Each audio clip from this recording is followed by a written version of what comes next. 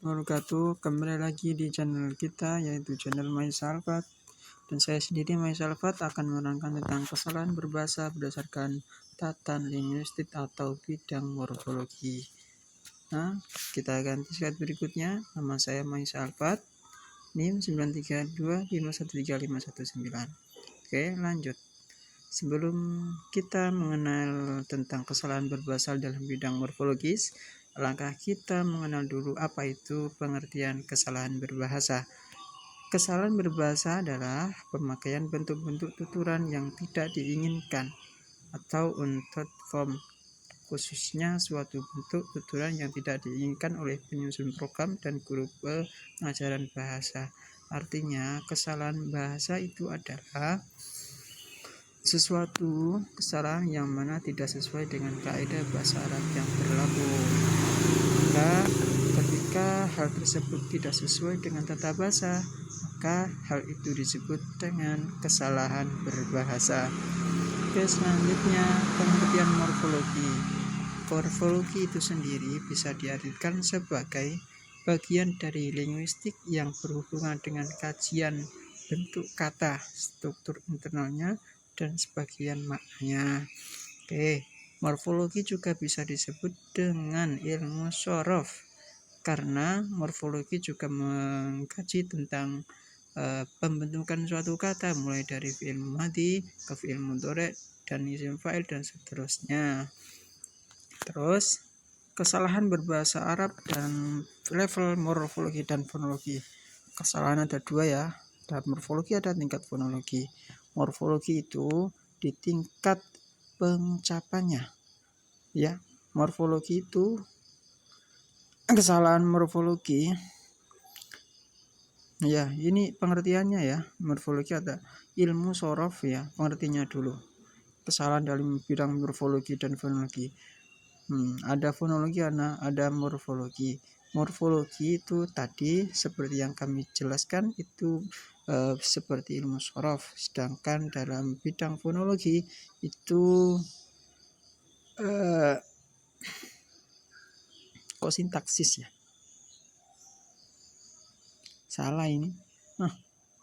Oke, contoh kesalahan-kesalahan pada pelajar dalam perspektif gramatikal bahasa Arab, atau bisa dikenal dengan kesalahan dalam bidang sintaksis ya.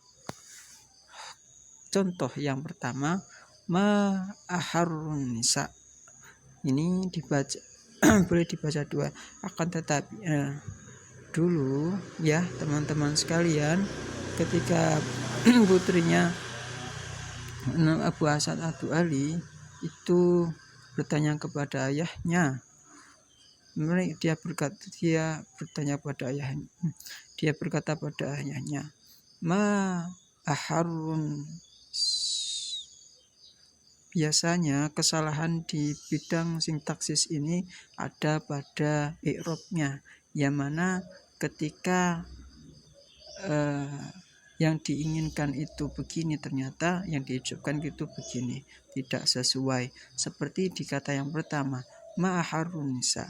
Kebanyakan orang itu membaca ma'aharun nisa, yang mana ketika orang tersebut itu ingin memuji suatu keindahan nahar, panasnya suatu udara, dia mengucapkan ma'aharun nisa, bukan ma'aharun nisa. Seharusnya bi fathah ra. Oke. Terus yang ketiga, uridu ata'allama. Kebanyakan para pelajar itu tidak mengerti bagaimana cara menyusun kalimat, yang mana kalimat ini berupa fi'il dan fi'il. Harusnya di kata uridu ata'allama harus dipisah dengan an, yaitu an masdari ya. Terusnya dulu, kenapa ini?